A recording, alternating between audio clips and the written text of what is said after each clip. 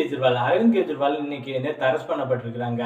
ஒரு sitting chief minister arrest பண்றது இதுவே ஃபர்ஸ்ட் டைம். இதுக்கு முன்னே வந்து நிறைய சீஃப் மினிஸ்டர் வந்து அரெஸ்ட் பண்ணியிருப்பாங்க. ஆனால் அவங்க எப்படின்னா அவங்க குற்றம் நிரூபிக்கப்பட்டு அவங்களுக்கு வந்து எம்எல்ஏ பதவி, எம்பி பதவி, எம்எல்ஏ பதவி, முதலமைச்சர் பதவி எல்லாம் போன பிறகு தான் அவங்களை வந்து அரெஸ்ட் பண்ணி ஜெயிலில் போடுவாங்க. ஆனால் இப்போ வந்து அரவிந்த் கெஜ்ரிவால் வந்து சீஃப் மினிஸ்டர் இருக்கும்போது இந்த இப்போ வீடியோ எடுத்துட்டு இருந்த சமயத்தில் கூட அவர் வந்து சீஃப் மினிஸ்டர் இருக்கும்போதே அரெஸ்ட் பண்ணியிருக்கிறாங்க. இது வரைக்கும் நம்ம இந்த 70 வருஷம் இந்திய சுதந்திரம் 47 கிடைச்சதுல இது வரைக்குமே ஒரு டைம் கூட இந்த மாதிரி சிட்டிங் சீஃப் மினிஸ்டர் வந்து அரெஸ்ட் பண்ணதே இல்லை. இப்போ வந்து அரெஸ்ட் பண்ணியிருக்கிறாங்க. அரெஸ்ட் பண்ணிட்டு கோர்ட்டுக்கு கூப்பிட்டு போறாங்க. கோர்ட்டுக்கு அதே போல நேற்று முந்தா நாள் அரெஸ்ட் பண்ணாங்க. நேற்று ஒரு நாள் ஃபுல்லாகவே நைட் வந்து ஒரு சின்ன செல்லில் வைக்கிறாங்க. நைட் ஃபுல்லாக வச்சுட்டு மறுநாள் காலைல வந்து கூப்பிட்டு போறாங்க. கூப்பிட்டு போயிட்டு எங்களுக்கு வந்து இன்னொரு 10 நாள் வந்து அவர் விசாரிக்கணும், எங்களுக்கு வந்து விசாரணைக்கு கொடுக்கணும், இன்னொரு 10 நாள் வந்து கஸ்டடியில் கொடுங்க அப்படின்னு சொல்லிட்டு கேட்குறாங்க. இது எப்படி இருக்கு பாருங்க. இப்போ வந்து எலெக்ஷன் நெருங்கிடுச்சு, எலெக்ஷன் டேட் எல்லாம் அறிவிச்சாச்சு. டெல்லிக்கு வந்து மே 25 எலெக்ஷன். அப்படி இருக்கும்போது அவர் வந்து உள்ள வச்சு அடக்கணும். அவர் ரொம்ப இந்த குறுகிய காலத்துல வந்து ஒரு அரசியல் கட்சியை உருவெடுத்தது ஆம் ஆத்மி. ஒரு 15 வருஷத்துல டெல்லி ஆட்சி பிடிச்சிட்டாங்க. ரொம்ப அப்படியே பேக் டு பேக் கவர்மெண்ட். அதுவும் இல்லாமல் ஸ்வீப் பண்ணிட்டு வந்தாங்க. ஃபுல்லா அந்த 70 தொகுதியில ஆல்மோஸ்ட் ஒரு 2-3 தொகுதி மட்டும் தான் எதிர்கட்சிகள் பிடிச்சாங்க. அந்த அளவுக்கு 2 டைமும் பேக் டு பேக் பயங்கரமான வெற்றி. அடுத்து பஞ்சாப்ல பயங்கரமான வெற்றி. அடுத்து குஜராத்ல வந்து ஒரு குறிப்பிட்ட பர்சன்டேஜ் 12% அது ஓட்டு வச்சிருக்கிறாங்க. இது போல இந்தியா கூட்டணியில வந்து காங்கிரஸுக்கு அடுத்து ஒரு தேசிய கட்சி ஒரு நல்லா அந்த பாஜக கண்ணுல விரல விட்டு ஆட்டுற அளவுக்கு ஒரு ரொம்ப டார்ச்சர் கொடுக்குற கட்சினா அது வந்து நம்ம அரவிந்த் கெஜ்ரிவாலோட கட்சி தான். அப்படி இருக்கும்போது அவர் வந்து எலெக்ஷன் டைம்ல இந்த டைம்ல வந்து இன்வெஸ்டிகேஷன் அரெஸ்ட் பண்றமோ இல்லையோ கொஞ்ச நாளைக்கு கூட்டு போய் ஜெயிலில் வச்சிருந்துட்டா அதுக்கப்புறம் அந்த அதே வந்து அப்படியே பழகிடும். அவர் வந்து அவரும் 101 தான் உள்ளே இருக்கிறாரு அப்படின்ற போல. இது எங்க போய் முடியும்?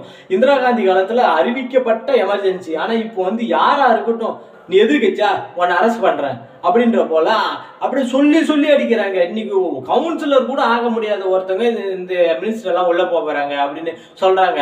அடுத்து பார்த்தா அந்த மினிஸ்டர் உள்ள போறாங்க, அந்த சீஃப் மினிஸ்டர் எல்லாம் உள்ள போறாங்க. அந்த அளவுக்கு இருக்குது. இது எங்க போய் முடியும்? இந்தியான்றது ஒரு ஜனநாயக நாடு, பன்முகத்தன்மை கொண்ட நாடு. இப்படி இருக்கும்போது ஒரே நாடு ஒரே தேர்தல் இதெல்லாம் சரி ஓகே, நீங்க செலவு கம்மி பண்றதுக்குன்னு சொல்றீங்கன்னு வச்சுக்கோங்க. அப்படி ஆனா இருந்தாலும் நீங்க ஆட்சியில் இருக்கிற அந்த ஸ்டேட் எல்லாம் கலைச்சிட்டு இது பண்ணுங்களா பார்ப்போம், பண்ண மாட்டீங்கல்ல. இது வந்து மதுபான ஊழல்னு சொல்லுவாங்க. அது நம்ம ஊர்ல எல்லாம் வந்து அவங்க ஒயின் ஷாப் வந்து கவர்மெண்ட் ரன் பண்ணுறாங்க. டெல்லியில் வந்து ப்ரைவேட் கிட்ட கொடுக்கலாம், ஏரியாவை பிரித்து ப்ரைவேட் கிட்ட ஒயின் ஷாப் எல்லாம் கொடுத்தா அவங்க வந்து முடிஞ்ச அளவுக்கு ஆஃபர் கொடுத்து இது பண்ணுவாங்க அப்படின்னு சொல்லிட்டு அது போல் கொடுத்தாங்க. அப்படி கொடுத்ததுல பயங்கரமான ஊழல் நடந்தது அப்படின்னு சொல்லிட்டு அதில் வந்து பயங்கர அமௌண்ட்டு வந்து கவர்மெண்ட்டுக்கு ரெவன்யூ வந்தது. அப்படி இருந்தாலும் ஆம் ஆத்மி கட்சிக்கு வந்து நிறைய ஊழல் நடந்தது. ஆம் ஆத்மிக்கு வந்து ஒரு பயங்கர ஃபண்டு வந்தது. இருந்ததுனால சவுத் இந்தியாவிலேருந்து ஒரு சரக்கு மாஃபியா அப்படி சொல்லுவாங்களா, அது போல அந்த மாஃபியா கிட்ட இருந்து இவங்களுக்கு வந்து நிறைய இது இருக்குது அப்படி சொல்லிட்டு பயங்கரமான முடிஞ்ச அளவுக்கு எம்மாத்திர அடுக்க முடியுமா அடுக்கிக்கிட்டே போகிறாங்க. இது எங்க போய் முடியும்? இப்போ அவருக்கு வந்து இது பிரைம் மினிஸ்டரா இருக்கணும், 400-500 அப்படின்னா நீங்க எதுவுமே பண்ண வேணாமே. இது ரஷ்யால இருக்கிற மாதிரி சவுத் கொரியா வட கொரியால இருக்கிற மாதிரி அதிபர் ஆட்சி முறை. நான் தான் இங்க எவனுமே அதுனா 400க்கு மேல 500 370க்கு மேல 400 மேல அப்படியெல்லாம் எதுக்கு?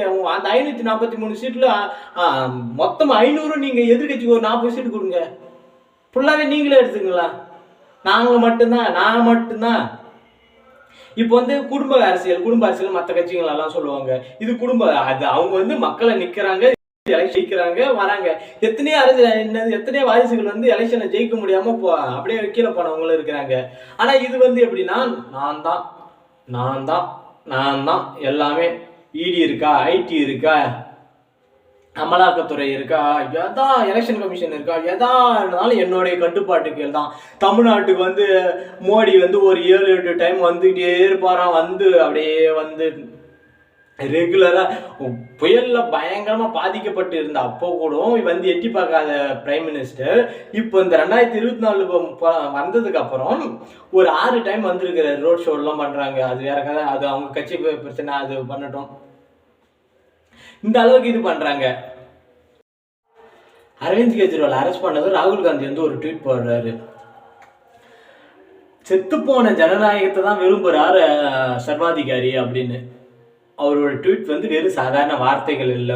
இன்னைக்கு நடக்கிறது, இந்த நாட்டில் நடக்கிறது, இந்த நாட்டில் நடக்கிற உண்மை அதுதான். அதாவது ஜனநாயகன்ற போர்வையில் ஃபுல்லாக சர்வாதிகாரம் தான் இருக்கணும் அப்படின்ற அந்த மைண்ட் செட்டில் இருக்கிறாரு. தேடி தேடி தேடி எதிர்கட்சியில் எங்கெல்லாம் இருக்கிறாங்க தேடி தேடி தேடி, அதுவும் ஒரு எலெக்ஷன் கோட் ஆஃப் கான்டக்ட் அது வந்து அமலுக்கு வந்துடுச்சு. அப்படி வந்த பிறகும் ஒரு சீஃப் மினிஸ்டர் பிடிச்சி ஜெயிலில் போடுறது இதெல்லாம் சரியா? அதுக்காக இடி வந்து இன்னும் 10 நாள் கொடுங்க. ராகுல் காந்தி வந்து இப்போ ரீசெண்டாக சொல்லியிருந்தாரு, நாங்கள் ஆட்சிக்கு வந்தால் இந்த மாதிரி தப்பு பண்ணுற அதிகாரிகள், தப்புக்கு துணை போகிற அதிகாரிகள் எல்லாமே வந்து கண்டிப்பாக தண்டிக்கப்படுவீங்க அப்படின்னு. எங்கே போகிறது தேசம்?